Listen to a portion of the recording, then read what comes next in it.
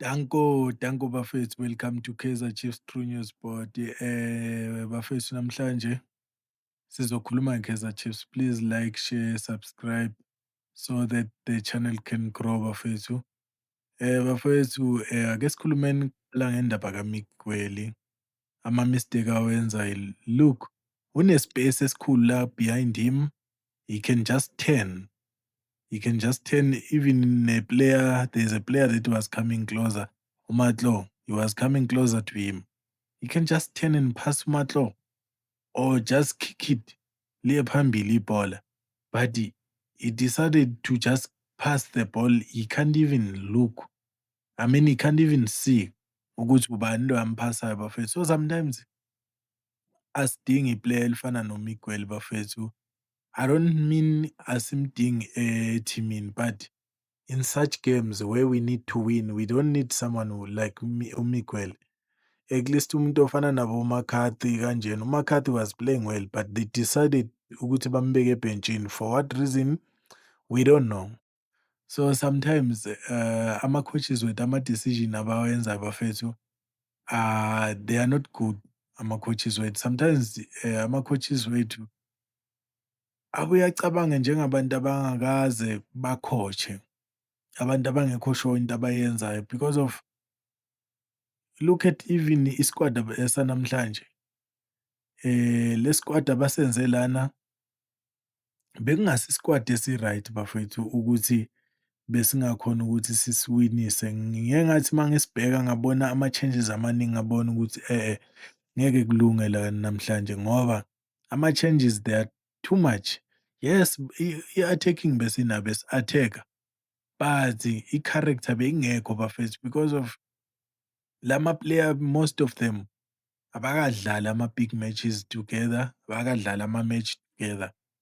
Eh, at least ube kuthiwa mhlambe lama-player aseke wadlala more than 3 games together and then uphinde ubashintshe futhi ubadlalise nabanye abantu badlale 3 games together and while they are winning bekuzoba ngcono.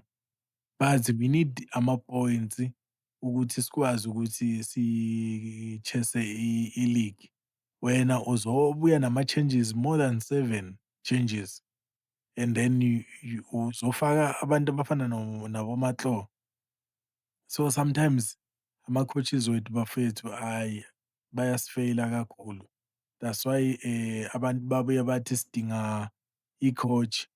Sometimes ngibuye ngingayi-understand but now I'm starting to understand ukuthi they are failing. They are failing to understand i-situation ye-Kaizer Chiefs. They are failing to understand i-pressure ekhona kwi-Kaizer Chiefs. Even lana Mfundo Vilakazi sometimes he needs to step up. He need to grow up because of uphethe ibhola. Uphethe ibhola awukamboni lo muntu ukuthi uyagijima uyangena espacini noma kwenzakalani. But yena already is kicking. I know he's trying, but sometimes he need to step up as a player because uselitholile i-chance enough ukuthi adlale. And then kube ngama-coaches wethu lana ukuthi yini le bekayikhuluma no-goalkeeper coach uKhalil Yusuf. So I don't know what he was talking to a goalkeeper coach because you cannot be talking to a goalkeeper coach in such situations like this. You can he was supposed to talk to someone like Ukaze. But I think he also saw ukuthi there is nothing that I'm going to talk to a goalkeeper coach. That's why I saw he kept quiet, looking forward ukuthi kwenzakalani lapha and then ingakho i-goalkeeper coach ize yahlala phansi. But I think as the two coaches yibo abanikezwe i-chance yokuthi bakwenze lokho. And then bese kuba uMatlo bafethu. uMatlo was supposed to pass lana, he was supposed to pass uDa Silva. But look at him, he's delaying. The space is big there. You can just pass the ball. That's why ngithi abantu abafana noMatlo, we don't need him. We don't need them in such games because of into abayenzayo ukuthi badelay igame bese ekugcineni sigcine singasakhonanga ukuphanisha i-opponent.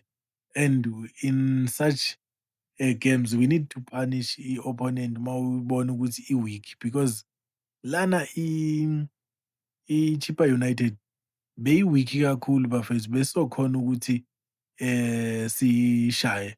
And then look at Yusuf lana ukuthi he's telling the players ukuthi ba-cross. You cannot just cross the ball. You need to see ukuthi ama-players wakho akwi-space na because when I check most of the time ama-players we-Kaizer Chiefs ama-attackers they are not in the space. Uzobona mhlawumbe uDa Silva eyi-one, there's no one behind him ozokhona ukuthi ama-assist-e ukuthi akhone ukushaya lama-run lawa. And even look lana, they are waiting for a corner kick to be kicked, but they are standing in one place. In such players, in such games, and into efana nama-side pieces, ama-corner kicks, you need to spread out. And then bese kube mhlambe neplayer eliyi-one eliyoconfuse i-goalkeeper ne-defense li-stretch liyohlala ku-offside position. Mabaqala beshaya and then uzobaleka aze emuva bese iyabhayiziseka i-defense. And then bese kube yilana uDe Silva lana he was not supposed to be hard to me himself. He was supposed to just tap the ball, just tap the ball. Just tap the ball. You can see ukuthi ugoalkeeper uxakekile akazi ukuthi uzolenzani le bhola leli. Uyalithepha nje kuphela, you are very close to a goalkeeper, ubezobhayiziseka. And then uFloyd Shivamba, I don't know ukuthi which team he supporting, or he was supporting Chippa United or he was supporting Kaizer Chiefs, but I'm not sure if he was supporting Kaizer Chiefs because I have never seen him going to the stadium to support i-Kaizer Chiefs. Maybe ubehambela i-Chippa United. So look at i-energy kaVelebhai bafowethu. But naye sometimes you don't have to strike. Ama-players wethu bafethu, I think they are getting i-wrong coaching bafethu because of la kumele baphase khona, they want to kick the ball. La kumele ba-score khona, they want to pass. They are doing opposite things. So sometimes you don't need to do i-opposite thing. Look at him. Lapha bekumele ashaye iphasi uDa Silva uyi-one. Uze uyalicela nebhola. Yena ubheke one side. Kuba ngathi ama-players wethu abuyavalwe ngeplastiki ngapha ukuthi angaboni lutho. Akwazi abheke la ababheke khona bangasaqalazi emasayidini. And then lana uBobby besajabulile but hey izinto azange ziphele kahle bafethu ekugcineni mase iyophela igame because ngike ngambona even bathi ubani? Ngike ngabona even no-Kaizer Junior naye ubengajabulanga, even nama-fans ebengajabulanga neze nje. So in such games lana bekumele nje umtshida ashaye iphasi kahle, bekumele nje azishayele iphasi kahle nje lapha. He decided to kick it hard. Sometimes uMfundo Vilakazi naye kumele arelaxe akwazi ukudedela umzimba wakhe. Adlalele la bhola lela abekalidlala before azoqala ukuvela kakhulu ku-senior team ye-Kaizer Chiefs because he was playing well. Umbona ukuthi uzimisele umfana udlala ngokukhululeka. So I think sometimes we can blame ama-players but sometimes i-coaching iyecindezela ama-player because sometimes ama-player ayatshela ukuthi yenza so, yenza so. Uyabona? Nawo bese afuna ukwenza yona lento le. Yabo? And well done to Mabuye lapha bekajike kahle but in terms of i-passing yakhe, I don't know ukuthi uphase nge-pressure or kanjani because uye walisa emuva. But naye uDa Silva, you cannot just run. Mawubona ukuthi iplayer lakho selikwi-line ukuthi ibhola lingaphuma. So in such games you can just stand. Kunesikhathi sokuthi ume nje. Ubuke ukuthi i-opponent yakho uyenzani. Izothi mayivusa I mean iplayer lakho ukuthi lidlala kanjani. Lizothi malivusa ikhanda libone wena bese likuphase ibhola. So wena mase ugijima nawe uya phambili awusamnikezi ispace ukuthi akuphase. So i-second half nayo iyaqala bafethu, njengoba ibiqala kanjena, uMiguel naye yabhiza lula. Yena uye wazama nje uku-correct-a lapho nalapho ku-second half, but Miguel I think kuna-something nje emphazamisayo, kusamele ukuthi ahlale phansi aqale ayilungise kuqala or else makalungisa ama-mistake awalungise. So njengoba beyiqala bafethu i-second half, siyambona nangu naye ashaye. Well done uNgcobo lapha, ubeyicabangile, bekungekho into bekangayenza lapha. Well done. Lapha uye wacabanga kahle, uye wasebenzisa i-character. When we are talking about the good character, yiyo le bekayenze lana uNgcobo. Ubekhonile ukuthi athene akwazi ukubhekana namabhali because in such games you can kick ibhola like that and then ubese kube igoli. And then bese lana you can see ukuthi i-goalkeeper already ingaphandle. Why ungagijimi? Why ungagijimi Ngcobo lapho uyovala ispace ukuthi i-goalkeeper ibe under pressure igcine iphase phambili. Mayiphasa phambili bese kuthola someone onenyawo elihle azokwazi ukushaya ipali, avele ashaye i-long range. I-goalkeeper athi uyofika ibhola selisepalini, yabo. Even lana I don't know this guy ukuthi ubesenzani la because kune-player next to him. I understand we need goals but sometimes that's why ngithi ama-players wethu la kumele bashaye khona abashayi. Bayaphasa la kumele baphase khona, they want to score. So uMiguel lapha bemele aphase i-player next to him because already ubeselishayile le defender eliphambi kwakhe, bekumele nje kuphela ashaye iphasi lapho. And then lana well done to uvele by the way ajika fast. Angazi ukuthi le ndoda yona beyikhalelani lapha ngoba iye yawa naye umfana lapho. Uthe makathi uyajika yawa naye umfana, so he was not supposed to complain. And then well done to ama-coaches ukuletha uMayo noShabalala ngoba i-opponent inyawo seziyasinda. But la esingavumelani khona kubuye kube nenkinga khona kulana akhipha unumber 17. Umkhiphelani unumber 17? Umkhiphelani? Because usasene-energy yokugijima mafika lapha esayidini uyakwazi ukushaya i-1v1, uyakwazi ukungena ukukhatha back, so umkhiphelani? Why do you substitute him? Because I don't understand ukuthi why they were substituting uVele Bhabelana. Well done to ama-substitute awalethayo but very bad kulama-substitute awakhiphayo. Lapha bemele akhiphe uMatlow, athathe uNgcobo, amise emuva. Yeah, azokwazi ukubhalansisa igame, yabo. And then maybe akhiphe uDa Silva because already he was tired. uDa Silva uyashesha ukukhathala. Afake uMayo bese ayiyeke igame idlale. Bekungiduplicate ama-results lapha because of umfundi sekanomuntu o-active, umuntu ofana noMayo who's hungry for ama-goals. I understand ukuthi uMayo uke walenza iphutha lokuthi akhiphe i-goals lingena but we cannot keep on blaming him for such thing because of uyenzile but he's still going forward, he's still energetic. So mawuletha umuntu ofana noShabalala, ufaka uMayo, uVilakazi lapha esayidini, so letha i-energy. Well done to Peterson lana kule save ayishaye lana bafethu. uPeterson is serving Kaizer Chiefs very well and uyalwela iposition yakhe kakhulu as i-goalkeeper, ikakhulukazi nakubafana bafana because I saw uRonwen Williams ayenza i-mistake. I think uWilliams is not good enyaweni. Mayephethe ibhola enyaweni is not so good because in such games the way bebam-attack-a ngakhona bekumele astophe lapha iplayer lidlule bese yaphasa. And then bese kuba uVilakazi lana. uVilakazi ungiphoxe kakhulu bafethu because of ube-right ukuthi alibambe ibhola. Well done ukuthi ubambe ibhola. Okay, ulibambile ibhola.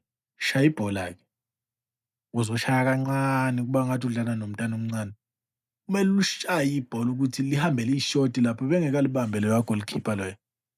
Ngoba u-goalkeeper yena ubebheke ukuthi uMfundo Vilakazi uzoshayela on the right side of him and then waliletha on the left side of him.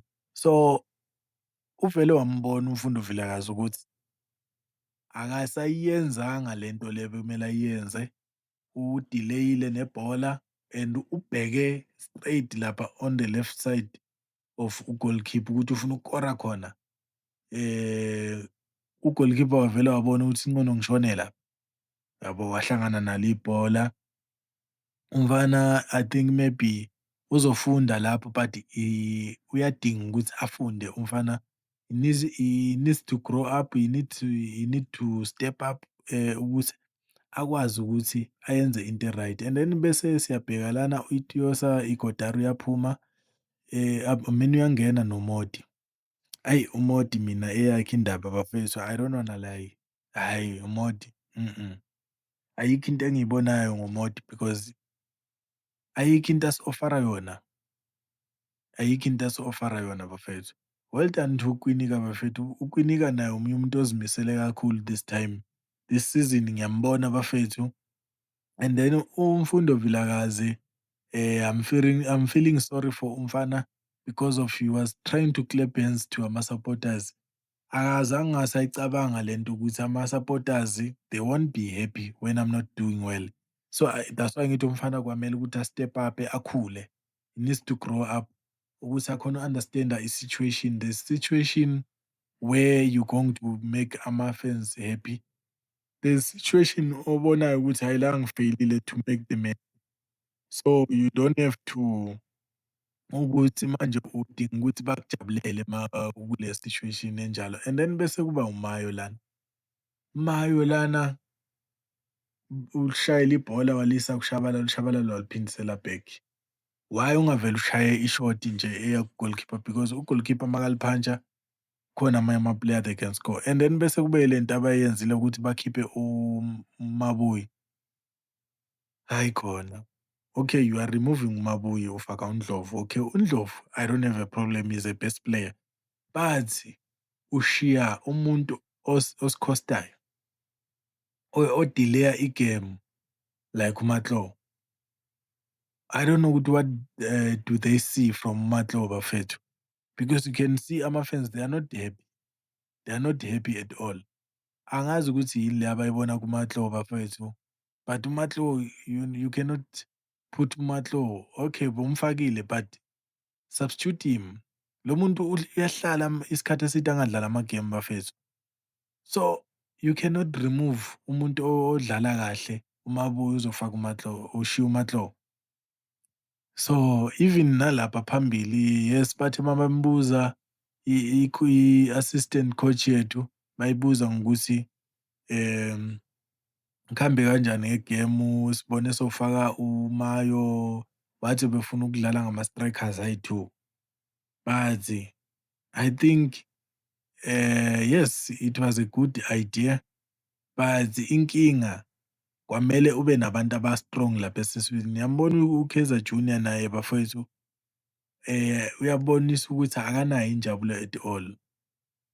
So even ne-coach naye beyi-confused. I don't know ukuthi ba-communicate-a kanjani no-Cedric Kaze bafethu because of it seems like whatever they are talking is not working because you can see uCedric Kaze is sitting there. I think it's the third game le ngibona uCedric Kaze is not so involved with ama-match time. I mean with ama-match lawa esidlala nama-team. Uzosihlalela lana mhlawumbe uzophakama ngaleso sikhathi. So I think they need to work it out ukuthi bakhone ukubona ukuthi izosebenza kanjani. Otherwise, guys, it's not working at all. It's not working. They need to start fresh. And then Machapis wena kumele ufocuse ekucoacheni ama-goalkeeper. You cannot coach ama-players inside while you are a goalkeeper coach because I can see he's vocal these days. Dako bafethu ni-like, ni-share, ni-subscribe. nikhomente ukwenzela ukuthi i-channel ikwazi ukukhula bafethu, sizokwazi ukuthi sibambisane. Danko.